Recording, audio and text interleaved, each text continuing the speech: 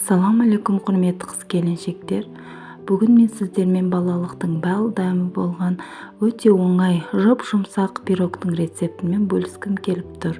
Видеоны соңына дейін қарап, арнама жазылып, лайк басуды ұмытпаңыздар. Ең алдымен табағымызға жұмыртқаны жарып алып, одан соң қантымыздың бір бөлігін салып алып, қантымыз кішкене ерігенше араластырып аламыз. Қантымыз кішкене ерігеннен соң екінші бөлігін салып, бір келкі аппақ масса болғанша көпіртіп аламыз. Қаласаңыздар миксермен де көпіртіп алсаңыздар болады. Мен миксері жоқ қыздарға арнайы түсірген видеом.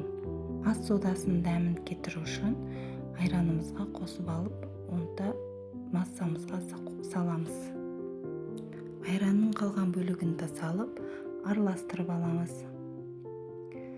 Сосын ұнымызға қамыр қопсытқышты салып, массамызға қосып, бір келкі болғанша араластырамыз. Кейін қалған ұнымызды да қосып, бір келкі масса болғанша жақсылап араластырып аламыз. Массаны жақсылап араластырып, түйіршіктер қалмау керек. Қыздар, жақсылап араластырамыз. Осындай бір келкі масса болғаннан кейін ең соңында майымызды қосып, тағы да жақсылап араластырып аламыз. Көріп тұрғандарыңыздай бір келкі сұйық масса болады. Дайын қамырымызды листке